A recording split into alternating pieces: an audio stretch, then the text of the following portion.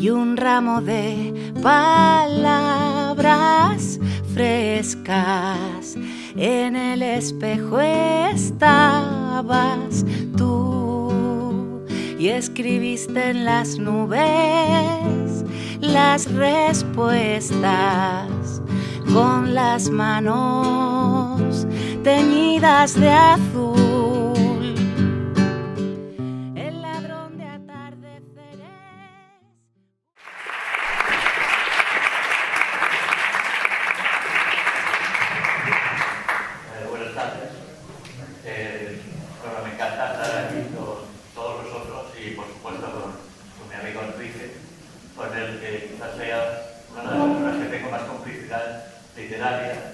Y también en la vida real, porque a veces yo creo que somos los dos, tenemos la tendencia de confundir realidad y ficción, ¿no? ¿Se me escucha? Sí. Es que ahora yo no he sabido, bueno, se me ha oído, ¿no?, lo que he dicho más o menos. No tanto, porque realidad y ficción es diferente. ¿Eh? Sí. No, que realidad y ficción es diferente. Sí, exacto. Yo me he traído anotaciones, pero me las traía por si me entraba un bloqueo mental de los que habla Enrique a menudo. Y se me cierra la puerta de la escritura, ¿no? De puertas es de lo que habla sobre todo, mayormente en Montevideo, Enrique.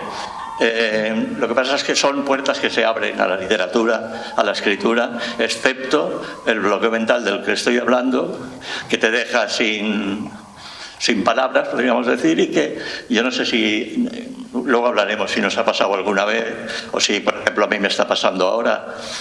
Y cuando yo leí el libro de Montevideo, lo leí cuando salió, hace como casi 2 años, ¿no? En septiembre del 2022. Pues hace eso, 1 año y medio. Y ahora me he vuelto a releerlo y cuando lo leí me acordé, me pasó una anécdota muy curiosa, que es que él pone que está en París en 1974 y que se pone allí, vive allí y tal, ¿no? Yo fui a París por primera vez en verano del 75. Y cuando leí el libro, cuando leí Montevideo, tuve la sensación de que yo conocí a Enrique en la librería española en París. Y un día que estaba allí, que servían vinos, o sea, comprabas libros, pero te ponían vinos, había todo, ¿no? Y habían un grupo de chicos allí, gente joven, y uno decía al otro, ¿sabéis que he dejado de escribir? Y le contestan, sí, tú nunca has escrito. Y cuando lo leí en la novela Montevideo de Enrique, pues está claro que era él, ¿no? O sea, que nos conocíamos y tal, pero esta mañana, nunca se lo había comentado porque no había caído, ¿no? Y esta mañana se lo digo y me dice, yo nunca he estado en la librería española. O sea que No iba, habéis coincidido. no iba porque estaba Paco Ibáñez, me parece. Ya, bueno, pero, a ver, siendo serios, no iba, porque también había ido a ver cómo era la tertulia de García Calvo en un bar por la noche, a la que acudía Félix de Azúa y otros exilados españoles. Yo no era exilado, había ido a París. ¿Con la intención de quedarme o no? ¿Se ha ido esto? Sí. ¿Ya está? Sí. En todo caso, el mundo, digamos, español... ¿Aquí? El mundo español, debo decir la verdad, que me interesaba relativamente, porque había ido allí para vivir otra atmósfera, simplemente la que fuera. Alrededor del mundo de Marguerite Duras encontré el mundo del teatro argentino. Estaba Coppi, el famoso Coppi, dibujante, y todo el grupo de teatros. Y también los amigos de Marguerite franceses. No sabía hablar francés, no quería hablarlo, además, y lo hablaba fatal, pues. Y al mismo tiempo, pues, ahí llegué con la intención, según la novela que escribí, con la intención de repetir la gesta de Hemingway, y desde luego todo acabó en un fracaso total, ¿no? Pero en todo caso, eso también lo inventé. No fui con esta intención, fui porque no tenía casa en mi ciudad natal, en Barcelona, y por la coincidencia que hubo una escalera de la visita que hice acompañando a Javier Grandes, que era el tío de Almudena Grandes. Almudena no la conocía, era en el año 74, acompañándolo a la bordilla que le había alquilado Marguerite Duras a él, donde pintaba, que yo le pregunté, porque la bordilla era muy pequeña, y le pregunté: ¿qué pintas aquí? Y me dijo: lo que veo. Fue una respuesta que me quedó muy grabada. Lo que veía desde la ventana. Y luego la fui pensando, y es una idea fantástica, es decir, lo que veía desde la ventana. Y supongo que iba repitiendo el mismo cuadro y tampoco pasaba nada. En todo caso, al bajar por las escaleras no había ascensor, 6 pisos, se abrió una puerta y apareció Marguerite Duras con Orwell, con la mujer de Orwell, que le ayudaba en las tareas de la casa. Yo no sabía quién era Orwell, pero me sonaba y luego lo retuve en la memoria y ahora lo cuento como si supiera quién era, pero en aquel momento no tenía ni idea. Y absurdamente me ofreció que estaba en alquiler la otra guardilla, y ahí empezó todo. El comienzo de París no se acaba nunca. Era un joven que llega a París en el 74 para triunfar en la ciudad. Es un tema ya muy conocido, ¿no? Por otra parte, jugué con este tema, que no era mi caso. Mi caso era sobrevivir allí, ya que tenía sitio para dormir. La guardilla fuera de Marguerite Duras o de quien fuera. Y el comienzo de Montevideo parodia ese comienzo de París no se acaba nunca, para distanciarse por completo del escritor que llegó allí con ánimo de ser escritor. Y llega un escritor que a los 3 segundos de estar en París, que quiere ser como de la generación de Hemingway, la generación perdida de los años 20, lo que hace es meterse en el mundo de la droga inmediatamente, porque pasa por una calle sombría y le molesta mucho París y que hayan tantas revoluciones, le cansa la ciudad y se mete en el mundo de la droga. Y este es el narrador. Y este narrador, muchas páginas más adelante, tiene un bloqueo y deja de escribir sobre esta historia. Pero era marcar la distancia con el narrador de París no se acaba nunca, que tampoco era yo, porque en definitiva lo que contaba sí me había ocurrido, pero estaba también transformado. Y me he metido en un lío, pero bueno, con todo esto porque me he ido a muchos sitios, pero lo que me queda del primer clip de Montevideo es la calle sombría que elige enseguida y que está basada, pues volviendo y cerrando el círculo, en el mundo de los exilados españoles que yo conocía precisamente, que conocía alrededor de García Calvo. Solo hice una visita y no había ningún cliente más por las noches en ese lugar, la Bulldor se llama. No sé si existe todavía, pero el dueño estaba enfadísimo porque no tenía ningún otro cliente debido al bullicio creado por la colonia española. Y entré en contacto en ese sitio con el exilio y bueno, tenían que ganarse la vida todos con historias de este tipo. Y por eso en Montevideo empiezo contando el mundo del trapicheo de droga. Sí, pero los que yo vi estaban fumando. Los que estaban en la librería. ¿En qué librería? En la librería que tú nunca has estado, en la española. Bueno, también bien. No, es que has dicho ya que hemos hablado de Marguerite Duras, que has hablado, sí. Marguerite Duras decía: escribir es callarse, y tú en el libro, bueno, tú no, el narrador dice: escribir es hablar sin que nadie te interrumpa. No, es curioso porque esto es lo contrario o es lo mismo. Lo de Marguerite Duras y lo tuyo. O sea, escribir es callarse porque estás escribiendo constantemente, o sea, es como hablar por signos, ¿no? Y se me ha ocurrido ahora. Sí, bueno, me dice escribir es perseguir a una mosca hasta que muere. Porque le pasó en el jardín de Châteaulet, de su pueblo, donde tenía la casa rural, y un día vio una mosca y la siguió a ver qué hacía, y vio cómo moría. Y cuando le llamó Michel Porte, que era una fotógrafa amiga de ella, le dijo a Michel Porte, y Michel Porte lo contó, le dijo: la mosca, como todo recibimiento, le dijo: la mosca ha muerto a las 5:25.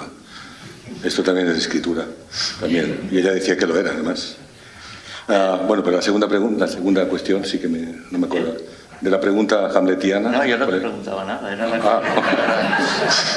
la casualidad. No, escribir, que no te interrumpan. Soy partidario de que te interrumpan.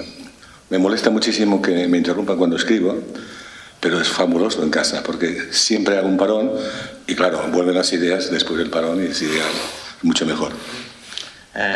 Ya había 3 historias que quería decir, 3 anécdotas que hemos o que me han pasado contigo o que hemos tenido juntos, ¿no?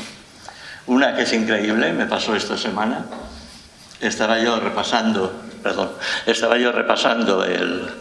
así, hojeando el libro de Enrique, y de pronto viene Blanca y me dice: vengo por el taladro, no sé qué, y digo: el taladro está en el trastero, tal.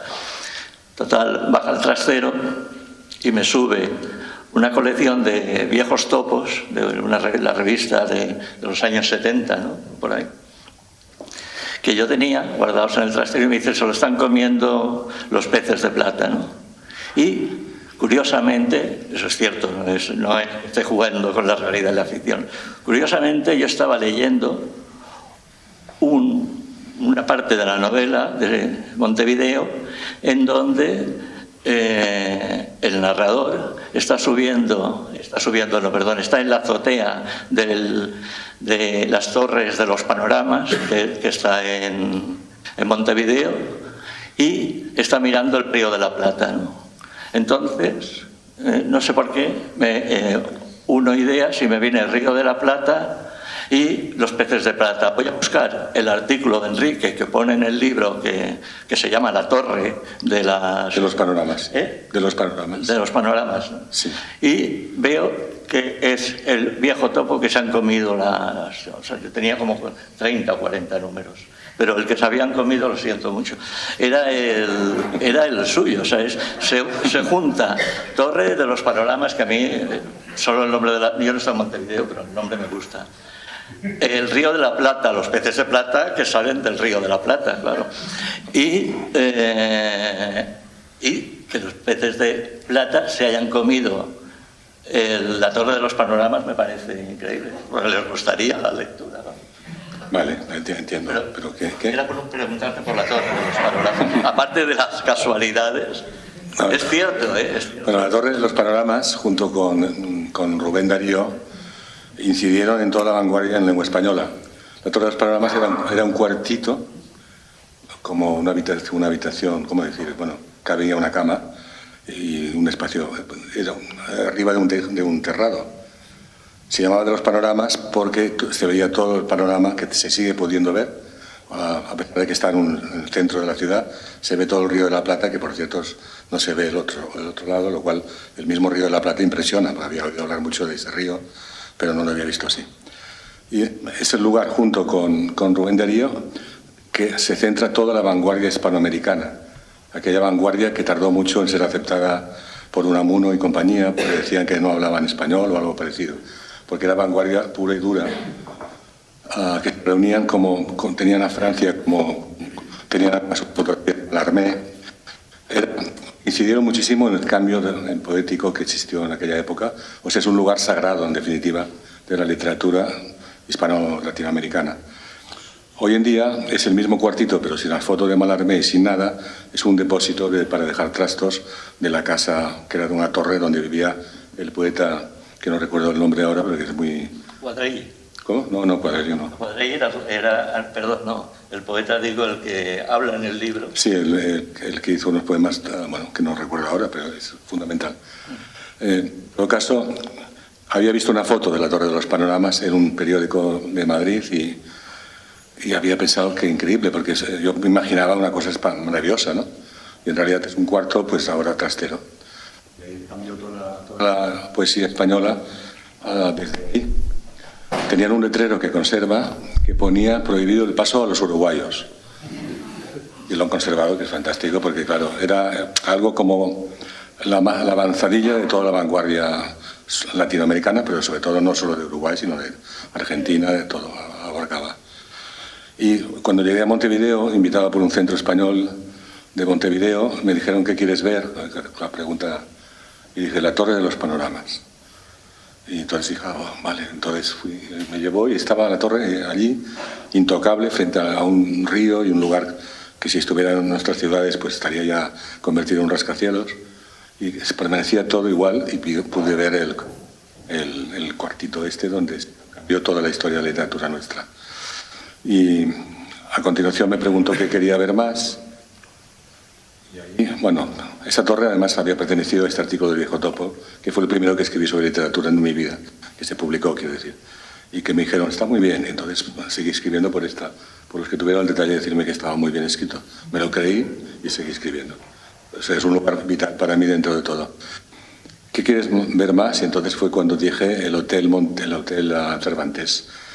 Hotel bastante olvidado en la ciudad, y me llevaron allí un poco sorprendidos.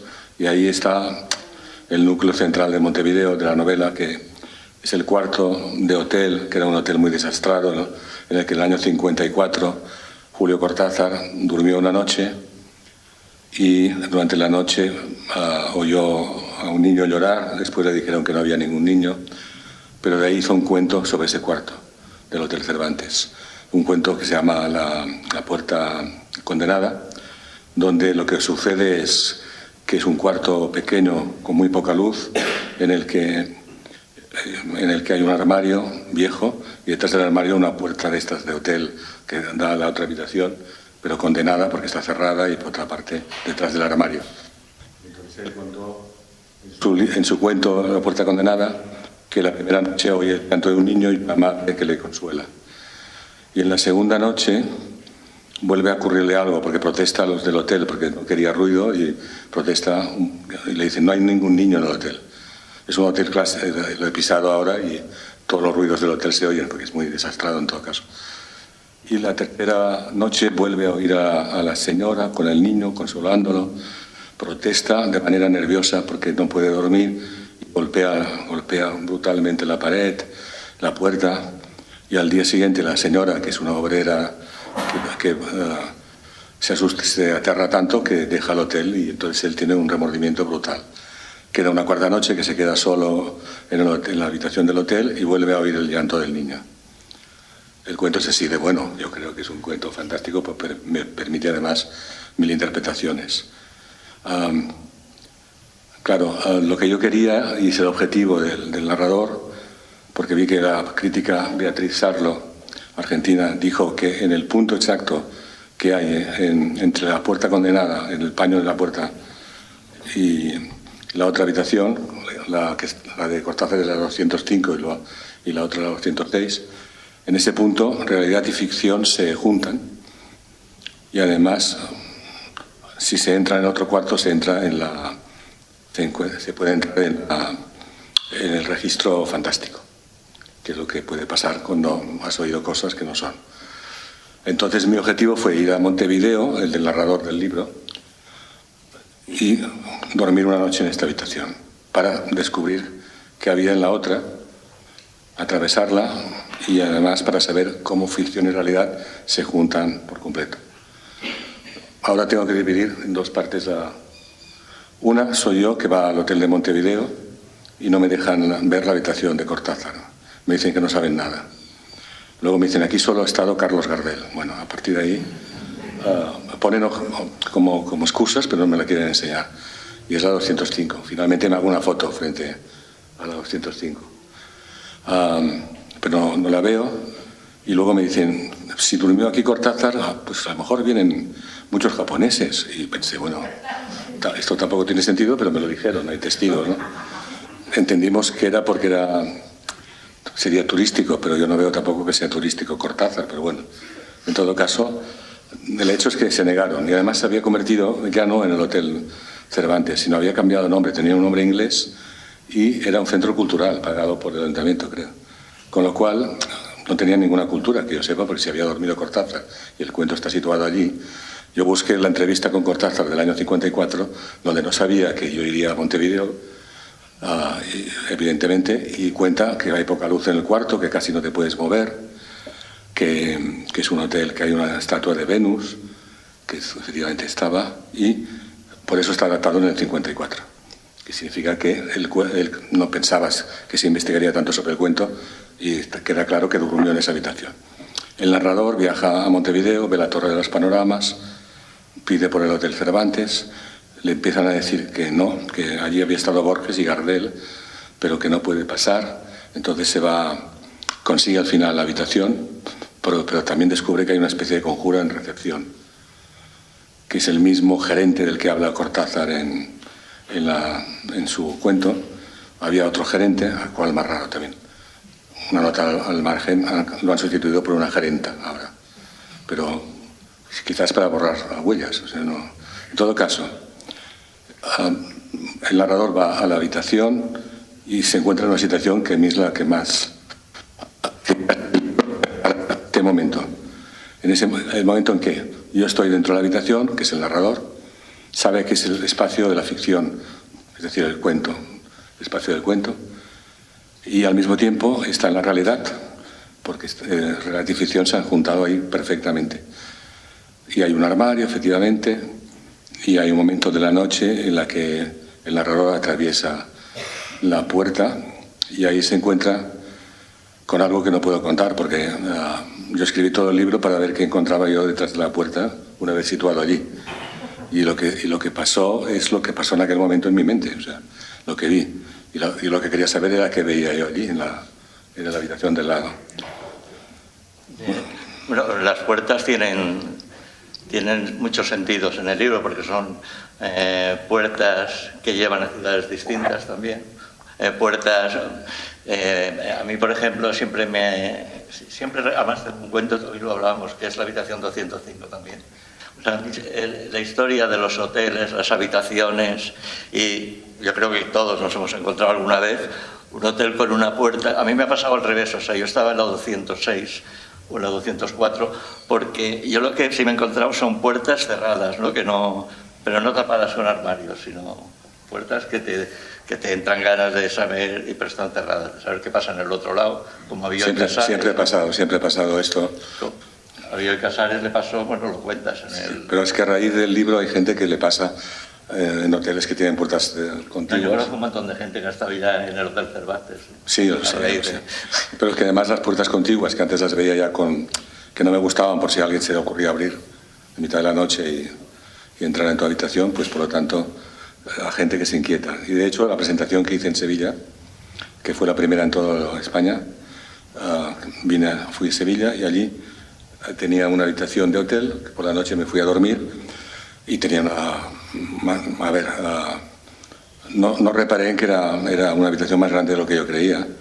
Fui corriendo al lavabo, tenía mucha prisa. Cuando volví a salir vi que había un corredor, entonces lo fotografié porque pensé, un corredor que daba una puerta pero al fondo de todo. Y pensé, esto lo fotografío porque voy después a poner la prueba, pero eso es como un juego privado. Lo que hago es divertirme conmigo mismo allí y voy hacia allí y hago así, ¡plac!, sabiendo que no estaba abierta, ¿no? Pero sí estaba abierta y entro en directo en una habitación de matrimonio. Pero sin matrimonio. Es decir, era la mía. No me había dado cuenta de que la habitación era más grande. Y el susto que me llevé fue grande. Eso sí también. Y por la mañana, cuando me desperté, imbuido por el cuento de Cortázar, que cambia todo de repente, pensé que me habían construido una terraza en la habitación, porque había una terraza que tampoco había visto llegar de esta manera tan asustadiza. De modo que la realidad se volvió a aparecer con la ficción dentro de la historia de la puerta de Montevideo. En el libro, en Montevideo, cuando hablas de la santa indecisión, de las personas indecisas, ¿qué relación tiene eso? ¿Cómo repercute en la literatura luego? A los que somos indecisos, ¿no? Sí, bueno, tú y yo lo somos mucho esta mañana, lo éramos. Por eso no, pero no contemos. Esta mañana... Sí. Hemos tardado mucho en atravesar una calle, esto lo sé muy bien, pero éramos la misma viva imagen de la indecisión. Esto fue porque me invitaron a un congreso en Suiza, que era un congreso sobre la ambigüedad. Entonces me encantó, pero no sabía cómo tomármelo, pero me pareció una idea buenísima y por lo tanto asistí. Y ya era ambiguo todo, porque en el hotel precisamente, cuando te cruzabas con uno de los ponentes del congreso, pues todo era ambiguo también, ¿no? Los conocías, pero tampoco los que acabas de conocer. Y el tema fue directo a la novela, porque la novela en realidad, a la hora de escribirla, hablé de que era una novela que estaba imbuida de la complejidad total del mundo y de la ambigüedad del mismo, ¿no? Y hay ambigüedad por todos lados en la novela. El origen es este. Y luego lo de el soplo, habla Quadrelli un personaje de la novela, y el narrador, hablan del soplo, primero el soplo de Quadrelli, luego el soplo divino, que el soplo divino y la inspiración, ¿no? Y el soplo en mayúscula. ¿Y el soplo? Que va en mayúscula. Sí. Sí. Como los sustos, ¿no? Pero el narrador cree en el soplo divino, o en el soplo, o en la inspiración. Sí, igual que yo. En esto estamos igual, el narrador y yo, porque vamos a ver. Cuando uno escribe mucho, de repente, suele pasar cuando has escrito mucho, te has metido totalmente en el texto, y de repente estás parado y te viene una cosa que no sabías que conecta con lo que estás escribiendo. Y siempre viene para mí como por aquí. Como si alguien hubiera soplado algo, una trompeta o la musa, es decir, es la musa, la inspiración. Y yo entiendo que no viene de ahí, es decir, no puede ser que venga de ahí, por lo tanto tiene que venir del interior. Y entonces ya tenemos la idea que sabemos de que llevamos dentro muchas ideas que no conocemos, ¿no? Y que la mente es un misterio. Niega un poco la inspiración, la musa, porque claro, la musa siempre ha sido representada, canta o musa, ¿no? En fin. Pero el efecto es este, para mí, claro, no sé, los demás.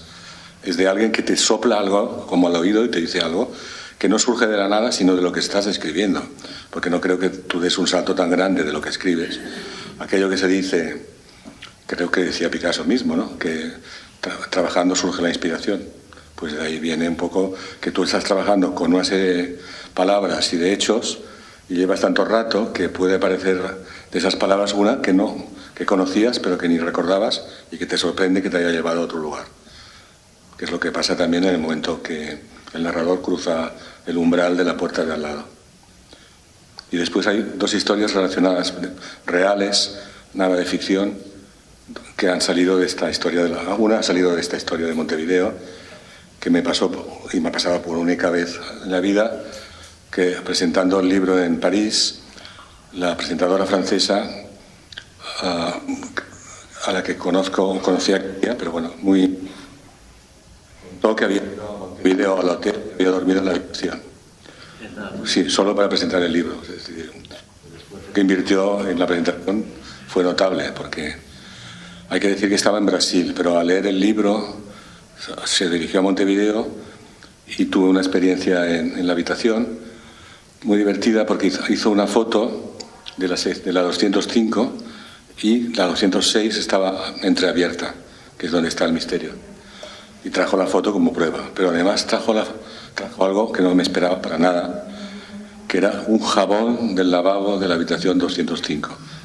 Nunca he visto más ridiculizado mi historia y al mismo tiempo era como aquel que enseña la flor de la que se encontraba el sueño, ¿no? Y salí de la presentación con un jabón aquí.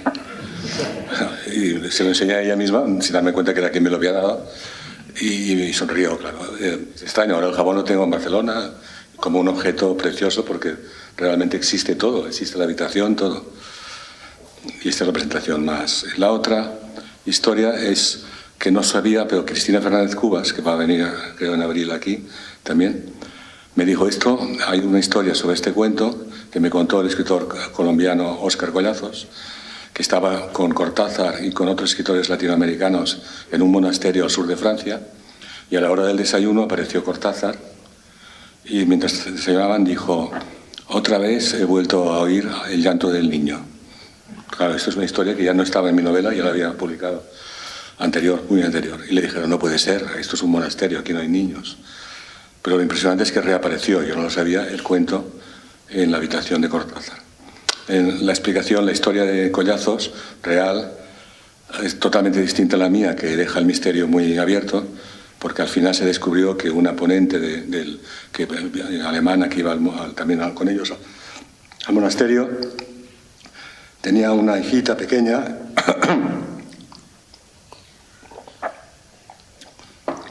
que dejaba al cuidado de una señora durante el día y por la noche se llevaba la niña a la habitación. Ya está, ahora sigue porque... Te iba a preguntar, hablando de Butterville, vamos diciendo a mí con Montaner, a ti con Butterville, es como una novela que te persigue siempre, ¿no? O sea, hasta que en este libro de alguna manera te vengas de Butterville. Bueno, sí, el narrador sí, porque a mí yo aprecio mucho el libro porque me ha traído suerte. Pero el narrador habla muy mal del libro, sí. De Butterfield. Sí, con otro título y todo, pero se ve que es el libro, sí. No, pero, es algo que me persigue. Cuando alguna novela de pronto... Bueno, hay escritores que no sabes qué libros han escrito, porque ninguno ha destacado y pueden ser muy buenos, pero no los asocian con ninguno en concreto. Y hay otros que van siempre con la San Benito de ese libro que en su momento fue más cocido. Yo creo que si conseguimos eliminar ese libro nos pondrán otro, ¿no? Por lo tanto, no es una tarea imposible. Es bueno además que te digan el escritor de aquello que has escrito hace 20 años. Pero... salen un montón de insectos en el... Sí, cosas raras también. Insectos y tal. Y yo me acuerdo que cuando Enrique y yo estuvimos en la selva de Venezuela, que estuvimos en la selva de Venezuela, ¿no? Sí, hay fotos que lo demuestran, evidentemente, sí. Entonces, un día, esto también, pisó una tarántula, yo pensaba que era sin querer, ¿no? Pero hoy hablando ¿te acuerdas? Fue en Mérida, en Mérida. No, en la selva fue. Bueno, en la selva al lado de Mérida, ¿no? Sí. Cerca, sí. Sí. Entonces, era... ¿qué historia? Yo pensaba que era sin querer, pero yo creo que no, que aquello lo hiciste adrede. Pues sí, porque era muy experto en selvas, o sea, tú no lo sabías. Que era muy experto en la selva. Había ido otras veces a Mérida y conocía. Sí. Lo que pasa es que fingí porque me pareció presuntuoso decirte que conocía la selva. Sí.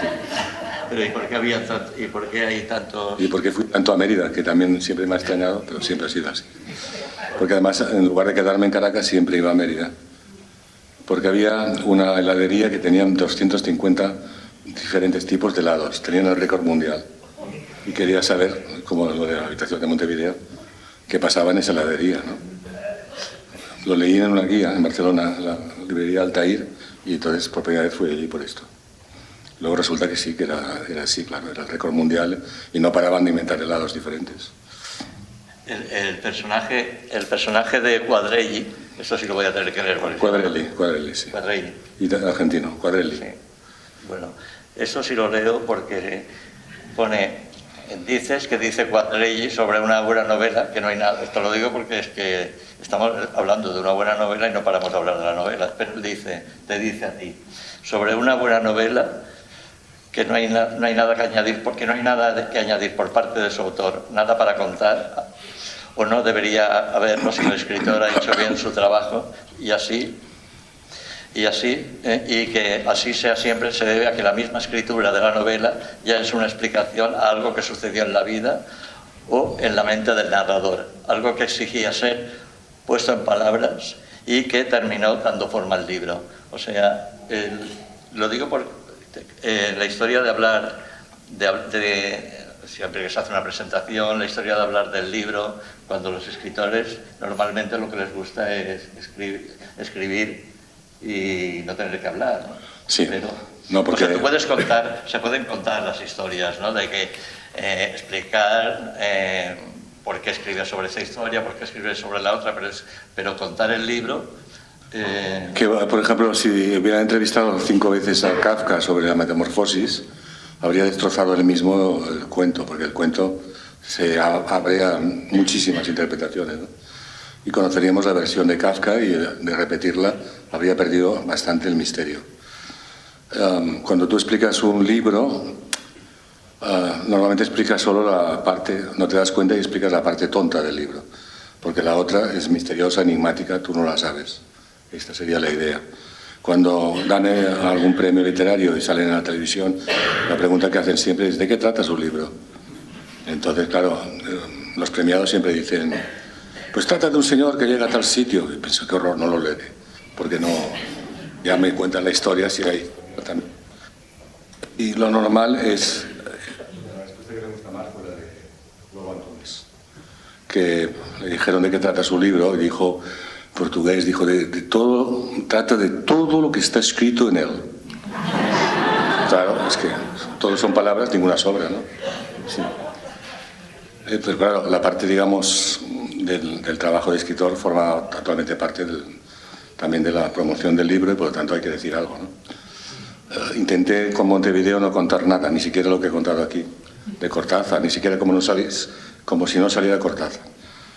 Pero claro, eso es muy enrevesado y no servía. Al final pues me lancé con lo que también he contado ahora, que es el núcleo central del libro. A mí, en los paseos que das por Montevideo con Quadrelli, que habláis casi todo el rato de literatura, Quadrelli, ¿cómo se pronuncia?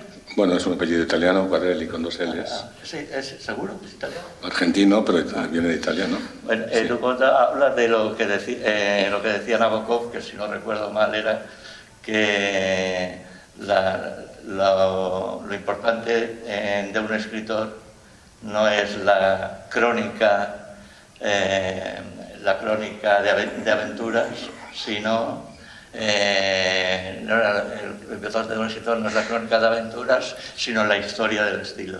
Sí, la historia de su estilo. Y lo que pretendía el libro, Montevideo, y no sé si lo ha logrado, es explicar la historia de un estilo, el que se desarrolla en el libro mismo. Me parece más interesante, se acerca más a lo ensayístico. También hay que decir que el que escribe los libros, que son de narración todos, siempre son personajes diferentes a los anteriores, voces, una voz que se va prolongando en los libros, cambiando siempre de historia y de biografía suya, pero es una voz que es ensayística, es un ensayista, siempre. Igual que el poeta, cuando tú lees un libro de poesía está firmado por un poeta y tú sabes que el que habla allí es el poeta, ¿no? Porque no hay el juego tanto de... Y en el caso del ensayista, tú lees a un ensayista que siempre responde con su nombre, no hay ficción ahí, sino lo que hace. Entonces, toda la obra sería la de un ensayista, que se llamaría así, Enrique Villamatas, pero que en cada libro acaba desarrollando una narración. Se confunde narración con ensayo y también con autobiografía. Sí, el conjunto de estas 3 cosas, cómo están elaborados todos los libros que he ido haciendo. Al principio sin darme cuenta, pero el tiempo pasa y voy cuadrando, como Quadrelli, todo un poco, voy cuadrando. Voy viendo lo que he ido haciendo y porque ha sido así. Creo que como ensayista estoy aprendiendo mucho, pero no soy ensayista del todo, y por eso acabo derivando en la narración. Y que es lo que hablaba al principio, lo del bloqueo mental, pero no tanto el bloqueo mental, sino como lo que cuentas que le pasa al narrador, que es que las cosas, llega un momento en la vida en que las cosas te pasan y no tienes que inventarlas para contarlas, ¿no? Que de alguna manera la ficción te sucede en la realidad, quieres decir. Cada vez más. A mí me pasa. Pero muchísimo, vamos. O sea, porque además todo va ligado, y al menos en mi mente todo va... Pase lo que pase, todo me parece raro, pero ya de una forma definitiva, y todo me parece narrable, porque todo me parece extraordinario, por lo que sea. Pero hasta la cosa más absurda, me fijo mucho en detalles y todas cosas que no... Y al final la obsesión por narrar me lleva a encontrar temas por todas partes. Pero vamos a ver, si los temas a mí, por ejemplo, me sorprenden historias, voy a un paseo, como el que te das tú con el hombre este por ahí. Llegan cosas en que me sorprenden tanto que dejo de contarlas, porque si las cuento, o sea, la historia de cuando algo es tan poderoso que la imaginación, no, la mente el pensamiento se queda anulado, ¿no? Se queda, porque es más poderosa la imagen que ves o lo que te sucede. O sea, a mí cuando me pasan cosas importantes, realmente yo pienso que no las cuento. Yo cuento cosas que me hacen, que las veo más novelescas, ¿no? Pero cosas importantes se cuentan. Sí, porque también la parte ensayística sirve para el pensamiento y para reflexionar sobre lo que estás escribiendo. Y por eso combino narración con ensayo. No, yo es que te lo digo porque yo llevo bueno, de entrada los bloqueos mentales los tengo en todas las novelas, ¿no? O sea, por eso tardo tanto. Pero no lo veo tanto como un bloqueo, eso es como si tú fueras el doctor y yo acudo, ¿no? Y te pregunto. Entonces, vamos a ver, ¿por qué yo tardo tantísimo en escribir? ¿Por qué rompo tanto para escribir? No sé si tú lo haces. ¿Por qué la tardanza, no? Y ahora yo, por ejemplo, pienso, igual ya no escribo más, ¿no? El libro de tal que saco ahora y ya está, ¿no? O lo veo como, que forma como parte algo que no me preocupa, ¿no? Como algo que ha dejado de preocuparme. Es que forma parte del trabajo del escritor cuando uno es un escritor que escribe de verdad, ¿no? Hay un momento en el Gran Gatsby, hay un momento en el Gran Gatsby de Scott Fitzgerald que hay un señor con ojos, gafas de búho, dice Scott, que está mirando una biblioteca de la casa de Gatsby y se da cuenta de que los libros son de verdad, o sea, porque por lo visto todos los ricos tenían libros falsos. Y dice, señoras, fíjese, los libros son verdaderos de esa casa.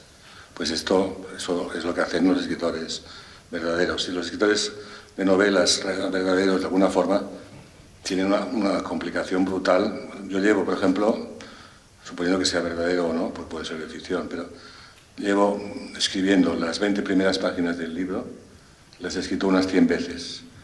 Pero no porque las corrija, sino porque avanzan. O sea, avanzan muy lento porque está todo lleno de detalles que voy cuadrando, pero las 60 páginas que siguen las sé, incluso las he escrito. Pero antes de que entre aquello, yo voy perfeccionando el personaje, con quién está relacionado y qué ocurre. Y entonces este trabajo lucha siempre, además, con la cosa que pasa en la vida cotidiana a todas las personas, a los seres humanos, yo creo. De repente va muy bien todo y de repente va pésimo, o sea. O no hay término medio, o estás escribiendo un gran libro o el libro es horroroso y mejor que lo dejes. Y eso es lo que ocurre normalmente cuando yo oigo a un premiado que dice de corrido me ha salido, vamos, se lee de un tirón, porque, bueno, se lee de un tirón para él, pero si te detienes en cada línea, tú tardas mucho en leer, sobre todo porque están mal escritos. Pero bueno, en todo caso, que digo que sufrir y pasarlo mal es cosa de cada día, pero no tengo término medio. Porque o es muy bueno lo que estoy haciendo o lo dejo. Pero al día siguiente, cuando me levanto, hay una idea rápida para que me levante, además, porque la idea me produce el efecto de ponerme a escribir. Y naturalmente, cuando cae la noche, siempre acabas diciendo qué burrada estoy haciendo, ¿no? Estoy escribiendo esto, ¿qué es esto? Luego, al día siguiente o lo dejas o bien continúas y así se hace una novela. Por lo tanto, estás en el buen camino, ¿no? Sí. Lo que pasa es que está claro que lo importante, como decía Condrelli, es el trabajo del escritor y tal, ¿no? Entonces lo que pasa es que yo últimamente defiendo mucho de que, claro, en la vida aparte de, sobre todo a cierta edad, porque claro, nosotros no nos jubilamos, aunque estemos jubilados. Bueno, no, yo no estoy nada jubilado. No, porque precisamente, sin saberlo, elegí un oficio que no hay jubilación de ningún tipo, ¿no? ni en la realidad. O sea. Sí, pero por ejemplo, o sea, Rimbaud coge tal, escribe la maravilla que escribe, sí. Cambia el chip y se dedica a otra cosa, ¿no? Bueno, pero esto es propio de ser un joven genial y además se mueve en el territorio de la poesía. Para la novela, que tiene una paciencia enorme, y yo creo que era Pío Baroja o quien fuera, que decía que si tienes experiencia es mucho mejor para la novela. El Quijote está escrito por Cervantes y a una edad tardía, ¿no? Etcétera. Para novelas es la experiencia, para la poesía y deslumbrar, el genio triunfa inmediatamente y ya no puede superarse y se retira precisamente. El genio poético como Rimbaud se parece al genio de los científicos. Estas novelas que me encantan, en las que se explica la trayectoria del científico que a los 40 años está acabado. Y me parece fantástico lo que contó Piglia de los científicos de Princeton, que están cada tarde, todos tienen 40 años, han descubierto algo, han hecho un servicio a la ciencia, pero ya no continúan porque ya está, ya no tienen más panorama después del descubrimiento, y entonces se dedican a leer a Dante y a Shakespeare y a comentarlo en los jardines de Princeton. Están a la edad de los 40 años. Y es la búsqueda de una verdad que probablemente no se encuentra, pero que es el motor de todo. Otra historia que hay es, digo como gente que piensa de una manera y gente que piensa de otra. Por ejemplo, la historia de cuando escribes, nosotros tenemos amigos que saben el día que lo va a acabar, que va a acabar la novela, que tal. Es un caso raro, yo lo conozco, pero es un caso extraño. Es extrañísimo. Pero hay mucha gente que sabe lo que va. Sí, dice, ¿cómo te va la novela? La termino el 31 de marzo. Por ejemplo. Me parece...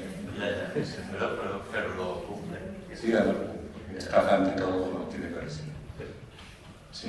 Pero también hay escritores que no tienen ni idea, ¿no? O sea, que de alguna manera se lanzan al vacío y la novela les va sorprendiendo. Es como quien hace un viaje, que sabes dónde vas a ir a parar, pero... Y aquí lo mejor es que no sorprenda tanto al lector, porque si se nota que te ha sorprendido a ti, entonces se ha de procurar que tú que vas encontrando en el camino encaje perfectamente para que el lector no comprenda que tú has tenido un soplo. Y mira, Baudelaire... Al trabajo puedes encajar todo. Baudelaire, que es poeta y sin embargo defiende que sabe perfectamente lo que va a escribir, o sea, que sabe perfectamente cómo acabará, o sea, el poema, que es un poema. Estoy hablando de las flores del mar. O sea, él sabe lo que va a ser las flores del mar. Como si escribir poesía fuera de alguna manera una novela. Sí. Te lo digo por la diferencia que hacía yo pienso que sí que cambia, ¿no? Pero podemos volver a Hemingway, porque en la entrevista de Paris Review, que nunca había entendido, porque él decía en la entrevista del año 54, también precisamente, sí, que le decían que se acostaba sabiendo cómo continuaba la novela, que era imprescindible. Es un poco lo que hemos hablado antes, pero con el sistema de Hemingway, que yo al principio no lo entendí. Claro, tú, si te vas derrotado pensando que la novela es malísima, él siempre sabía cómo continuaba la historia, de modo que cuando se levantaba podía, y volvía al escritorio, sabía seguir. Y esto es la continuidad, el saber que estás en aquello y tiene que continuar. Es un truco también, ¿no? Es engañarse a sí mismo, pero luego está pues el sistema que yo tenía antes, que era que llegaba tarde por la noche, en una euforia brutal y con una frase que había repetido 30 veces, y la apuntaba para acordarme al día siguiente. Estaba convencido de que era genial, y al día siguiente cuando me despertaba, entonces veía una frase tontísima, pero además no sabía de dónde salía, que era lo peor de todo. Y debía salir de una obsesión imposible y ese sí que era un tema para la novela, porque de dónde ha salido esta tontería, pero igual tiene un fondo detrás, ¿no? Es como cuando decimos casualmente miré en aquella dirección y, bueno, casualmente se tendría que eliminar. En realidad tú miras en aquella dirección porque ha pasado algo antes que no se recuerdas para nada, que te ha llevado antes a otro sitio y te lleva al lugar en el que dices, casualmente, no.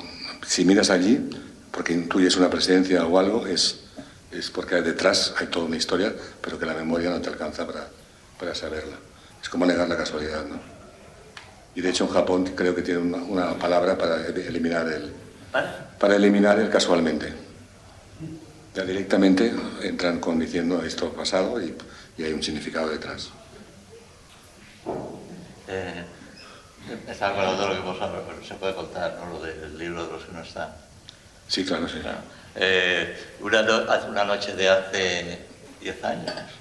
No, mucho más. Mucho más, sí. 20. Sí. ¿De qué año es? 23 sí. Años. Estábamos en un bar de Barcelona, que no me acuerdo el nombre. El de Portuset, por ahí. Sí, estaba al lado del Rackstore de Tusset, de la calle Tusset. Sí. Estábamos con Paula y estábamos poniendo, o sea, títulos de novelas, ¿no? Y si salía una buena, nos la jugábamos, no sé con qué nos la jugábamos. El caso era que cada uno decía tal, pum.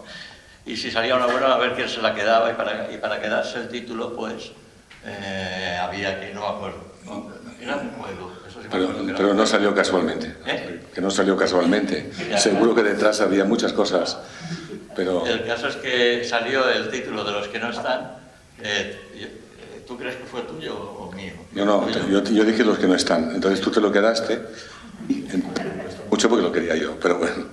Pero es que lo que no sé es por qué el juego, quién lo ganaba y quién lo perdía. No me acuerdo. Bueno, un juego. Lo que sí sé es que el título dice que me lo dio.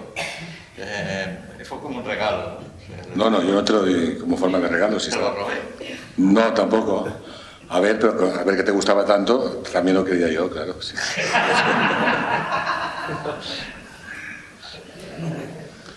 El bar tenía que llamarse Los que no están.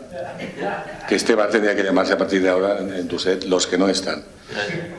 Que era una cosa de estas obsesiva del alcohol, que repites una cosa que crees que es buenísima y bueno, no estaba era Durruti, porque resulta que Durruti en el drugstore de esta calle, cosa rarísima, pero tenía Hablas de Durruti. De Durruti, no el futbolista, sino Durruti, el anarquista, tenía un taller justo al lado, de modo que a lo mejor el que no estaba era Durruti y a mí o a ti nos llegó algo de ahí que no podemos explicar, es decir, pero que fue la inspiración y el sol.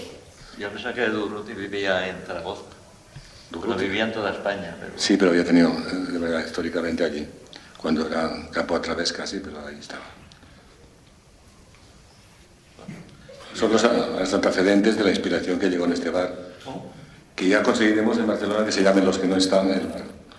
Sí, iremos a hablar y... Yo siempre que paso me acuerdo de esto. Día. Sí, de este momento, sí. Yo como ando que te he dicho primero 10 años, luego tal, y hace 23. El día que perdí un título también se podría llamar, ¿no? Bueno, la noche en que perdí un título. Oye, iba a mirar porque he traído un montón de cosas que no sé de tipo y no he mirado al final nada. Voy a ver si hay algo que está... Ah, sí. Tenía aquí una historia sobre los enemigos de la elocuencia. ¿Qué es? Esto era maravilloso, sí. Era una tertulia que había en Berlín. Se llamaban los parcos, la tertulia de los parcos. Era en Berlín, en los años 30, se sentaban 4 personas, que eran los parcos, y de vez en cuando alguien decía una palabra, decía una frase. Parece que va a llover.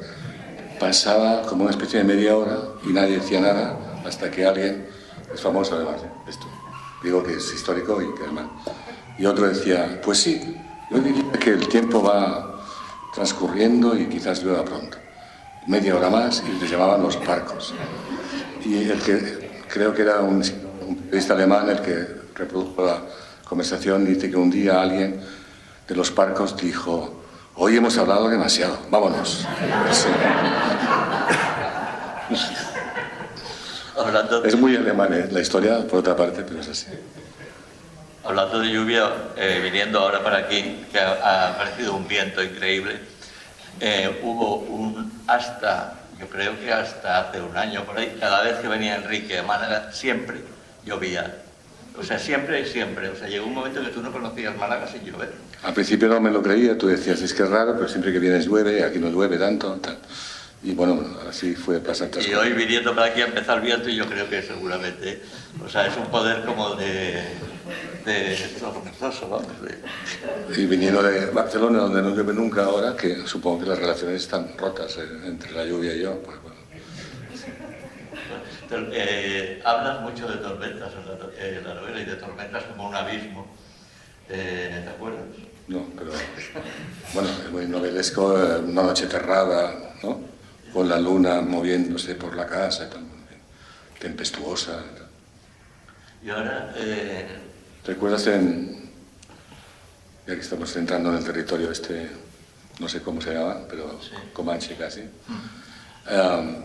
en Mérida, volviendo a la selva, en el hotel, que era el fin del mundo, estaba el árbitro que expulsó a Zinedine Zidane de la final del Mundial, por aquel famoso, en su momento, cabezazo.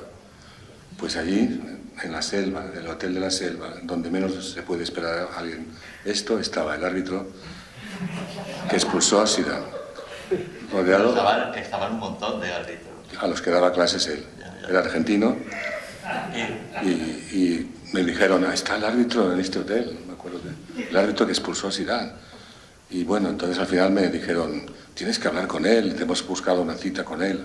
Vale, fui y me encontré un señor, tal, y le dije, mira, venía a preguntarle una cosa, tal, digo, ¿qué se siente al pitar en la final del Mundial? Y me dijo, ¿qué pregunta más tópica? Me dijo, qué horror de periodista. Pensé, ostras, qué antipático. Tenía razón, por otra parte, porque claro, ¿cómo voy a preguntar una cosa tan tonta? Pero... Y entonces dijo, bueno, le digo algo de Borges. Borges no dijo nada, nunca dijo nada. Entonces la conversación fue tan antipática que tuve que apartarme y marcharme. Solo le faltaba decir, márchese. Sí, sí. Tenemos alguna foto con él, pero yo lo recuerdo muy antipático conmigo, vamos. No, tenemos foto con el papagayo, sobre todo. Bueno, esto sí, esto estaba también. Sí. De todas formas, ahora me he dado cuenta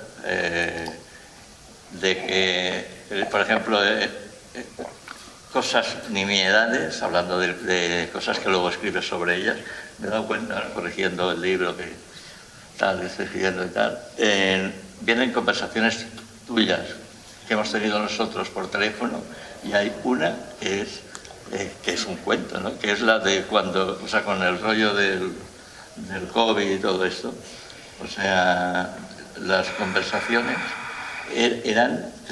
no tenían que ver. Yo me acuerdo de una en la que tú me dices, nos están atacando, porque dije, viene un avión por encima de mi casa, nadie salía, ¿no? Y tal. Entonces yo estoy hablando con Enrique, pero entonces yo me puse a hablar, a mí que odio el teléfono, pues me puse a hablar por teléfono, hablo con Enrique y además eran las 12 de la mañana, que no era la hora. ¿Y quién atacaba? Porque no me acuerdo. ¿Que quién atacaba? ¿Qué? Has dicho que nos estaban atacando. Porque yo le digo, mira, está pasando un avión. Y como no podíamos salir de casa y tal, dices, ¿ves? Nos están atacando el avión que pasaba por encima de mi casa. Ah, por encima de tu casa, sí. Yo digo, hombre, que de eso se hace un cuento, quiero decirte que podrá ser un cuento terrible o no, pero, bueno, o sea, sí, sobre las cosas que inspiran una historia, ¿no? Una novela, en el caso, que digo que no tienen que ser cosas trascendentales, lo digo por el No, caso por supuesto, ahora. pero es que, a ver, viniendo en taxi esta mañana, el que ha venido hablando con él un rato, ha habido un momento que ya nos íbamos a despedir y tal, y no sé cómo ha sido que hablábamos de museos, porque Málaga está lleno de museos y tal, y me dice, en mi pueblo queríamos montar un museo de parejas, museo de cera de parejas, me ha dicho. Museo de cera de parejas, lo he apuntado porque, claro, digo, a leer, no me he atrevido a decir nada más. Pero lo he apuntado, claro, o sea. Y todo está lleno de estas rarezas extrañas que no sabes qué casualidad llegan a ti, ¿no? Es que o sea, yo quería ir por partes y, claro, yo quería hablarte de la habitación 205 y tal, pero como tú ya has cogido el tema de la habitación 205 y ya me has fastidiado una historia que yo quería ir por puertas. O sea, ¿cuáles son las puertas por donde va circulando la novela? La primera sería, o sea, porque son ciudades, ¿no? Más que hoteles.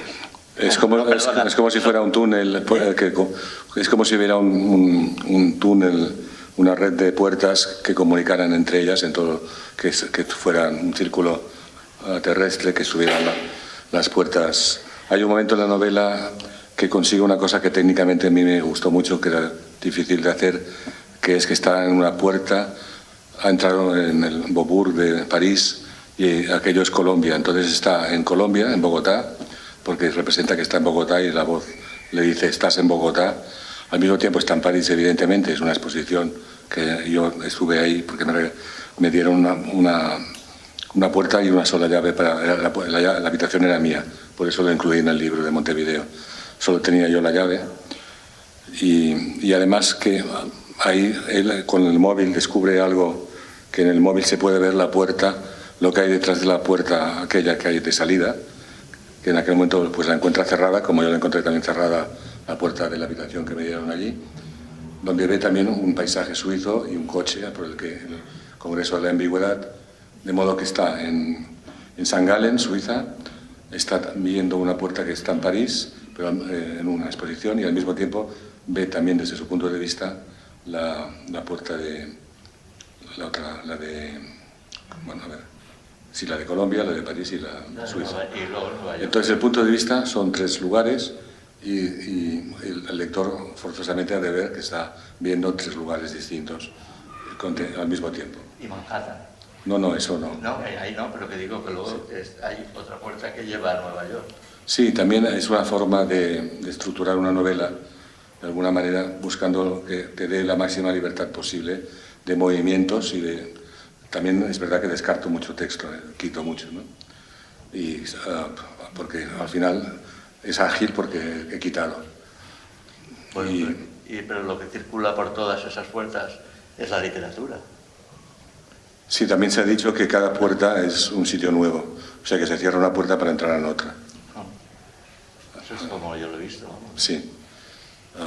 Bueno, y lo que pasa es que la última puerta es una puerta entreabierta en un hospital de París cuando el atentado del Bataclan, que bueno, pues un amigo me contó que había visto en la puerta entreabierta a uno de los afectados del atentado tratando de levantarse de la cama sin lograrlo y que esto le dio la impresión de la lucha por elevarse, que es el final de la novela. En la novela al final descubro la necesidad de elevarse que había yo también físicamente vivido después del trasplante de riñón, que a la salida pues tardé 15 días en ponerme de pie por mí solo, y esto lo he trasladado a una idea que he encontrado sobre trabajar en vivir, que significa no trabajar para vivir, ni mucho menos, claro, sino que la vida cobra un valor superior después de este trasplante,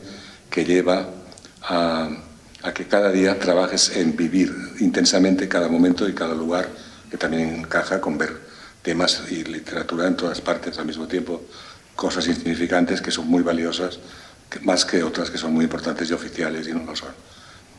Y al final es un poco elevarse, subrayado, tanto físicamente. También se ha hablado de los refugiados de Siria, porque la novela acaba en el 2015, que tenían que elevarse cuando llegaban a las playas a las que se exilaban, y el trabajo también de elevarse. Elevarse sobre la vida, trabajar en vivir, y esta es la idea que yo mismo hace poco publiqué en un periódico, sin titularlo Trabajar en vivir, porque hay que explicar qué es lo que significa esto, ¿no? También hay una historia paralela que es la vida real, ¿no? O sea, a medida que vas escribiendo el libro, van sucediendo historias que cuentas en el libro. Sí, bueno, y pasan cosas como que muere un... Y tu padre, por ejemplo, sí. Tu padre, ¿no? Sí, también ocurre, ¿eh? Todo está integrado, está incidiendo en la ficción también. Y son reales, y esto también ocurre. También lo que ha pasado con el Hotel Cervantes, que ahora se llama Reforma, que tengo el jabón, como he contado, ahí ha ocurrido lo siguiente, que viendo un reportaje del periódico argentino La Nación, venden como la habitación de Cortázar, porque ha pasado tiempo y ahora ya saben todo.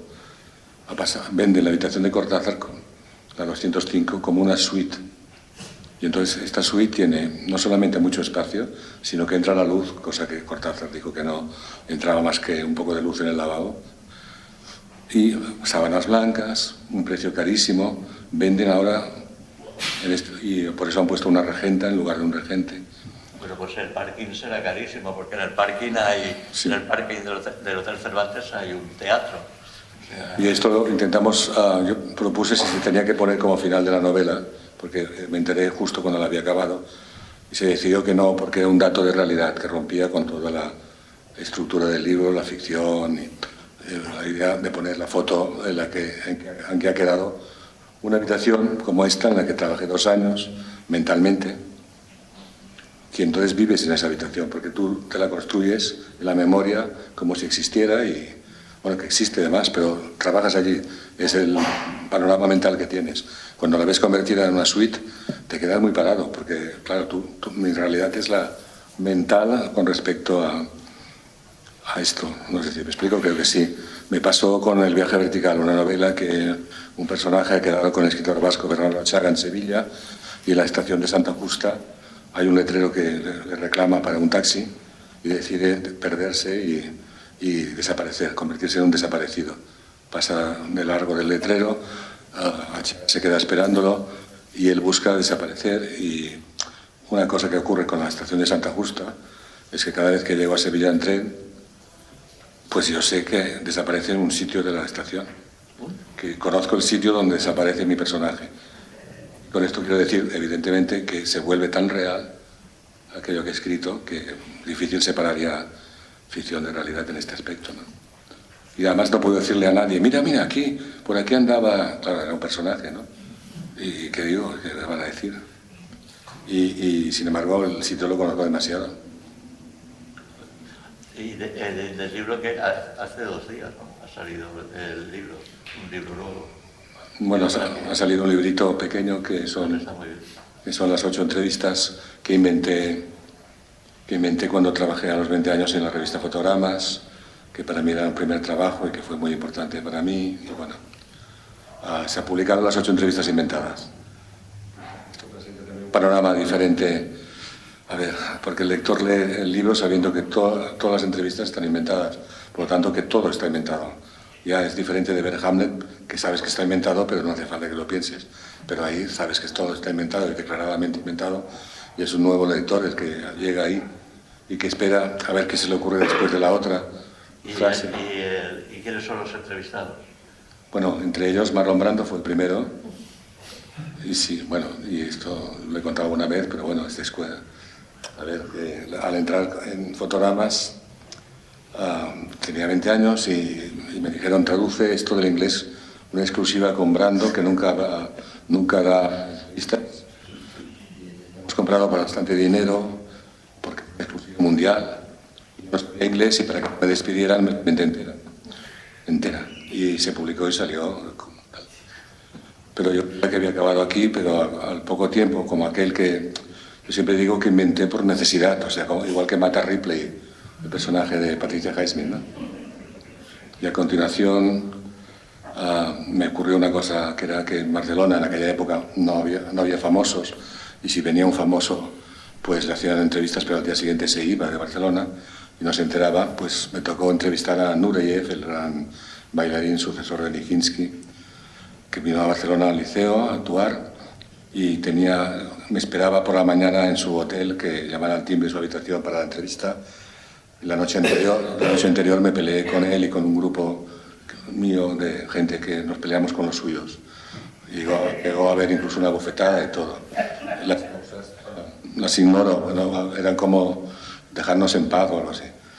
La cuestión es que al día siguiente tenía que tocar el timbre de Nureyev. Pensé, me va a matar cuando veía que soy yo el de la noche anterior, ¿no? Y entonces pensé, bueno, pero ya he inventado una entrevista y inventé la siguiente. Y le decía decir que los toros eran como el ballet. Me gusta el ballet porque es como los toros.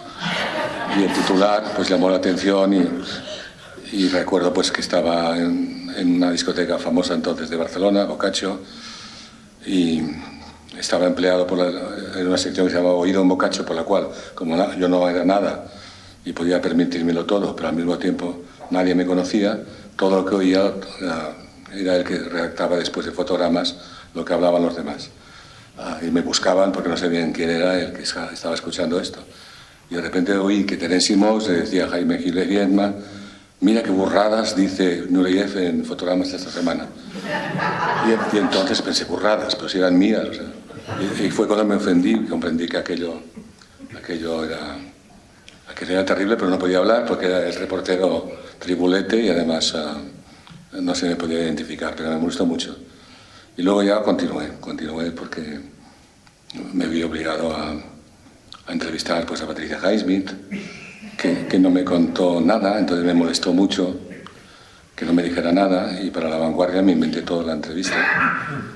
Y otras, Juan Antonio Bardem, el director de cine de Muerte de un ciclista, que no estaba de acuerdo yo con lo que opinaba del cine, y le cambié 2 frases y le hice decir que odiaba el cine independiente, que era el que a mí me gustaba, pero que, en fin, que no soportaba ningún cineasta independiente. Entonces, esta fue fatal porque la leyó Bardem y, naturalmente, presentó su queja a la revista y estuve a punto de ser despedida, pero a última hora me salvaron y seguí inventando. Después ya con Castoriadis, el anarquista griego, que ya fui con la entrevista hecha, que... A ver, antes estaba Antoni Burgess, que era el de La Naranja Mecánica, que ya por prisa, porque tenía que escribir la máquina en La Vanguardia y pensaba que no llegaría a entregarla, porque dominaba poco las máquinas de escribir. Fui con la entrevista hecha a Antoni Burgess de La Naranja Mecánica, pero la saqué de Paris Review, una entrevista con él, y llegué y me dijo, a ver qué pregunta, estaba agotado de tantos entrevistadores. Le digo, no, yo la llevo ya hecha. Y dijo, qué bien, así tenemos media hora para un whisky. Digo, tampoco whisky porque tengo mucha prisa por entregarla. Y dijo, yo también hacía esto en Ceilán, que pensé, mira, esto se puede hacer. Pero claro, en el caso ya de la otra inventada, ¿cuál era? Sí, la de Castoriadis, creo, por lo que recuerdo, porque ha pasado muchísimo tiempo, pero creo que yo estaba ya entrando en un juego perverso. Me divertía muchísimo el juego, porque llevé la entrevista con Castoriadis entera, hecha ya, pero no solo ya hecha, sino que no se lo dije. Le hice las preguntas y me crucé de brazos y no tenía ni bolígrafo, ni papel, ni magnetofón. En un momento determinado, Castoriadis dijo, oiga, usted, yo estoy comprometido políticamente y pues, si me cambia algo, puede crearme un problema político. Y dije, no se preocupe, todo lo que llevo escrito ya, porque la entrevista ya está hecha, está aquí y la he sacado de su libro. Y entonces comprendió, vale. Pero no se enfadó, pero tampoco comprendió nada, claro. Sí. Y el hecho de que me cruzara de brazos, pienso que es porque ya estaba jugándome, mitificándolo un poco, veía en la ficción peligro. Y me encantaba el riesgo de aventurarse dentro de algo que era peligroso si te pasabas, ¿no? Y por lo tanto era un juego que en realidad es el que he seguido haciendo después de otra manera, ¿no? No tan jugándome la vida, pero sí haciéndolo a través de la escritura. Y es cierto que pones en Montevideo que Miles Davis hizo en el Palau de la Música un concierto de espaldas al público. Sí. Que tú te preguntas, bueno, el narrador de la novela se pregunta o dice de escribir un libro, una novela de espaldas al lector, ¿no? ¿Qué sucedería, ¿no? Es la primera que escribí, claro, tenía un porvenir extraordinario porque la escribí con la idea de matar al lector. O sea, el que leía el libro, como se llama La asesina ilustrada, era una asesina que lo que contaba es que había escrito un manuscrito que estaba en medio de la novelita, que si tú lo leías, el manuscrito te producía la muerte. Y entonces el lector lo descubría al final, cuando ya había leído el manuscrito que estaba en medio, ¿no?